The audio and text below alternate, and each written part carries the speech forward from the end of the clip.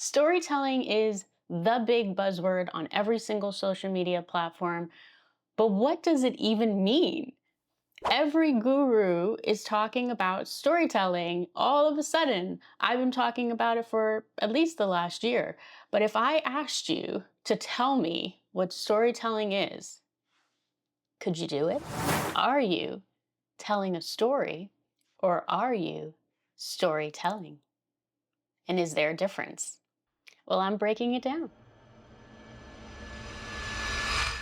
Hi, I am Daryn. I'm a Writers Guild Award-winning creator and producer who got her start right here on YouTube and then built a six-figure content business. And now I want to help creators and coaches and entrepreneurs become strategic storytellers so you can build a binge-worthy brand. This topic was suggested to me by my friend and fellow creator, Mike Bayer. His channel is Old Me Living Better.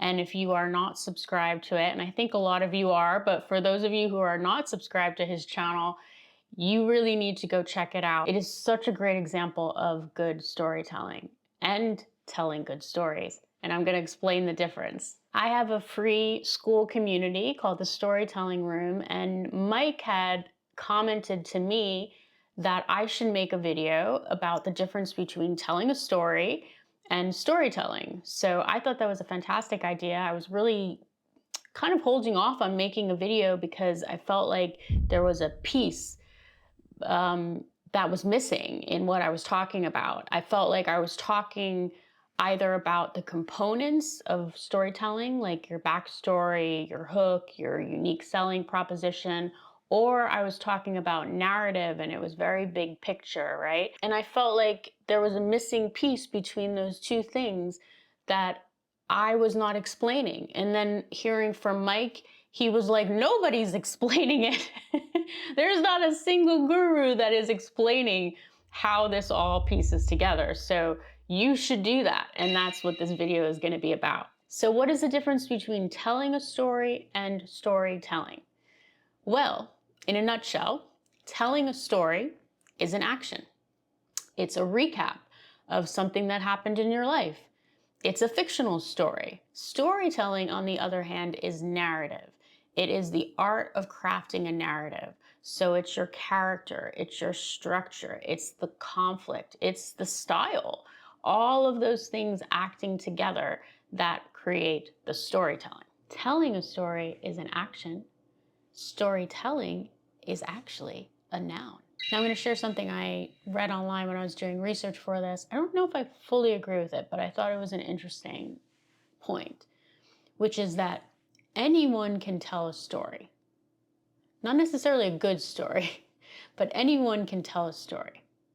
But storytelling takes mastery.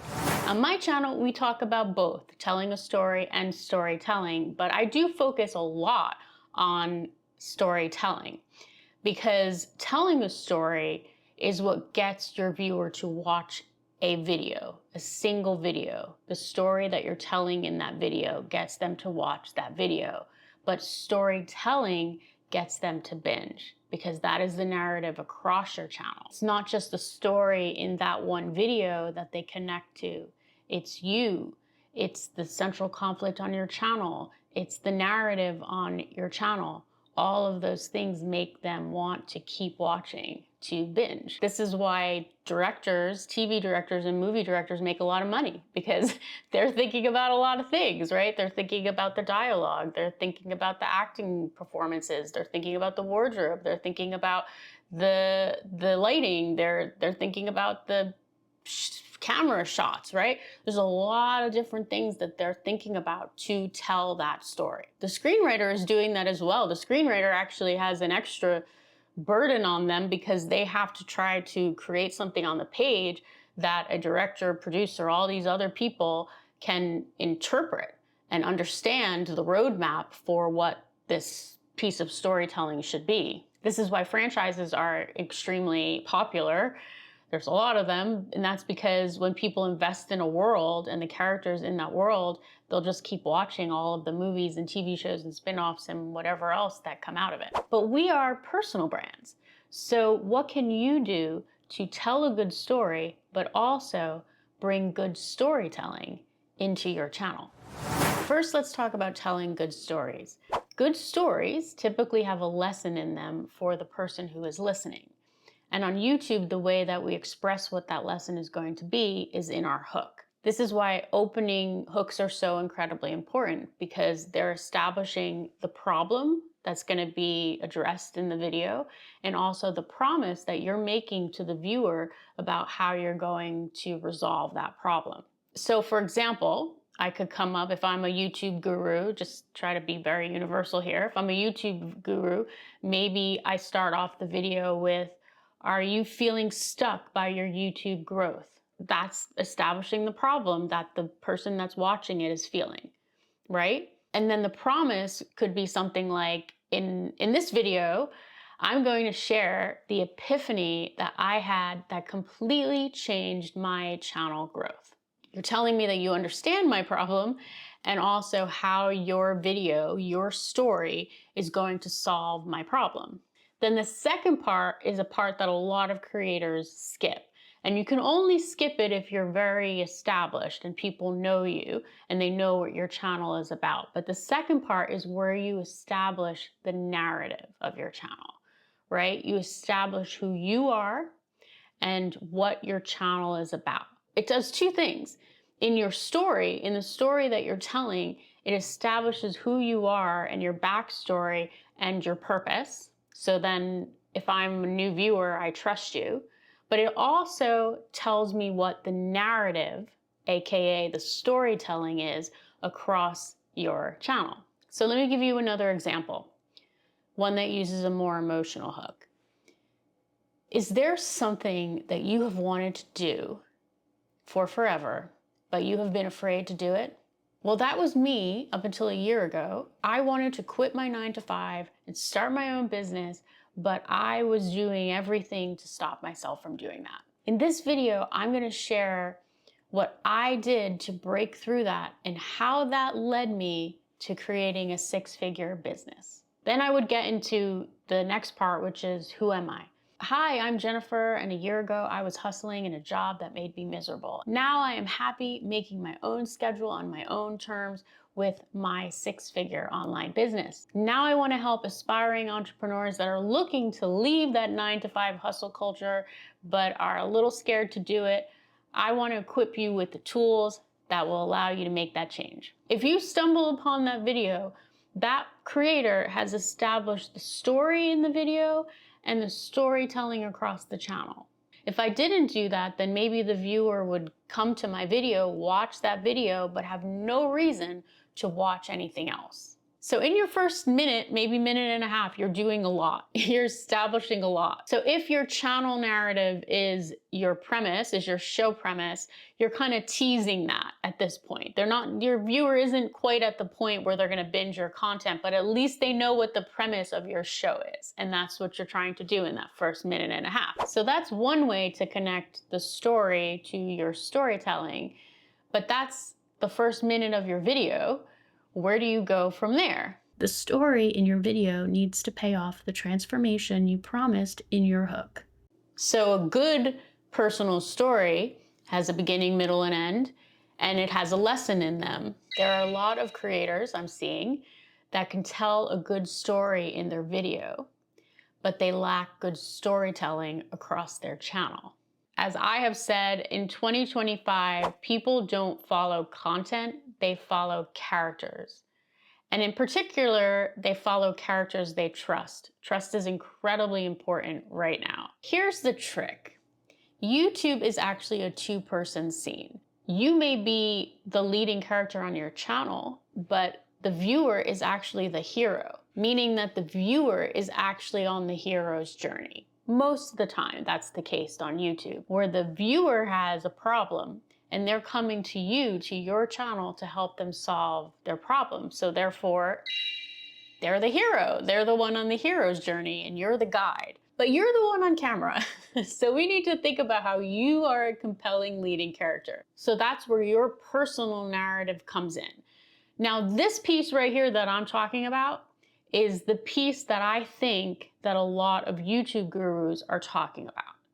they're talking about personal brand story. They're talking about personal branding. What is your brand story, right? And that's important. That is very important. And it's why people will connect to you. But it is only one piece of storytelling. On this channel, we talk a lot about episodic storytelling. And there's a reason for it, because it is a great way to get people to binge. What episodic storytelling is a narrative structure where episodes can be watched in any order, but also as a whole. A good example of that would be Law and Order. You could jump in on Law and Order and watch any episode in any season at any point, and you'd be able to follow it, right? Each episode is its own contained story.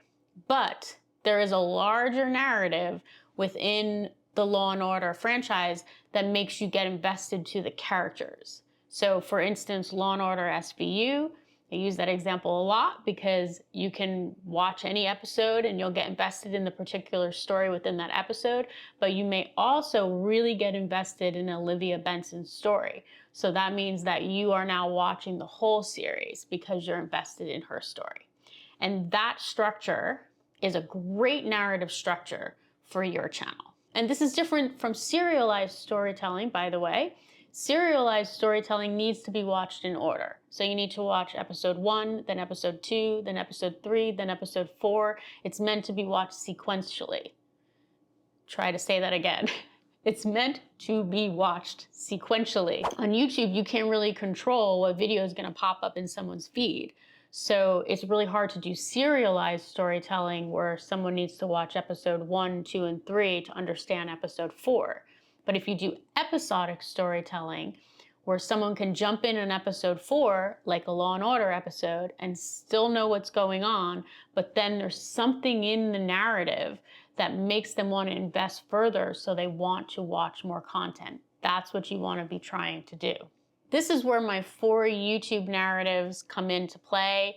If you watch my content, you're probably like, Daryn, I have heard this before, because I talk about it probably in every video, at least every video lately. I feel like I've been talking about it, but there are really 4 basic YouTube channel narratives that work over and over and over again and probably fit into everyone's story somehow. And those 4 channel narratives that work really well on YouTube to give you that episodic storytelling are being in a life transition, battling an antagonist, solving a mystery, or being on a mission. If you can set up the narrative on your channel to fit one of those 4 channel narratives, then you're on the road to building a channel that people will want to binge. And that's why I say that we as creators need to bring some main character energy. Now, if you need help with that, I actually just created this new storytelling toolkit called the Leading Character Story Toolkit, which gives you a story dashboard and breaks down every single step in the process to developing yourself as a captivating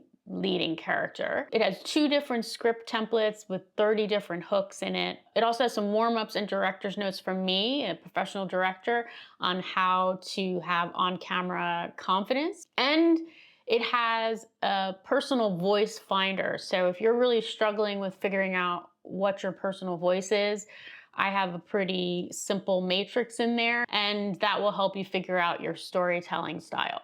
Then to make it an even more all-in-one tool, I also have some content planning tools in it. I have an analytics dashboard. So you really can use this as your all-in-one content management tool. So I hope you will check that out. I actually created it because I had been thinking for some time about creating a course, and then I was like, the last thing that people probably want to do is watch more videos. I have a lot of videos out there that people can watch where I go into these subjects at length, right? So I think what you need right now is the toolkit to implement it. Like, you just want to get it done. So I created this toolkit because that is what it is. That is what it's there for. It's to help you just get it done. This brings me to my last point, which is choosing an editing or visual style that feels like you. A pro tip in terms of deciding where you're going to film. If you can bring aesthetic storytelling into your video, you're adding a really, really interesting layer. For me, for example, when I first started this channel, I was using a webcam I actually really liked it because I had a really good workflow where I could use a teleprompter, which I have not completely figured out. With my new camera, I decided to buy a new camera, which is a Sony ZV-E10 Mark II. And that makes sense for me because I come from a professional filmmaking background. I'm a producer, and I feel like it makes sense for me to have a high quality camera. I also am set up in a room here where I've got a bookshelf behind me. I've got my really obnoxious Writers Guild Award there, which is, subtle and annoying, but I just, as I said it was subtle and annoying, I just banged my arm in punishment. But it sets up a vibe that fits me. But your vibe may be totally different. And I also do a lot of editing. I spend way too much time editing. I'm trying to find a workflow that actually has less editing. That's a separate video entirely. But for you, this look and this setup may be not at all what fits you. Your videos may make much more sense shooting on your iPhone, shooting outside, shooting while you're walking. There are a lot of people in the business niche that shoot things that are really lo-fi, like there are a lot of times they're just sharing their screen. Maybe they're filming on a webcam, maybe they're filming with their iPhone. And I've seen a lot of videos where they just standing at a whiteboard. It's unedited, right? And it very much works for that type of content.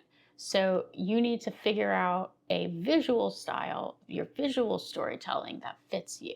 So those are the kind of things that you want to start thinking about when you start to understand what your personal voice is and how that personal voice can come across in your storytelling. So I hope this was helpful in understanding the difference between telling a story and your storytelling.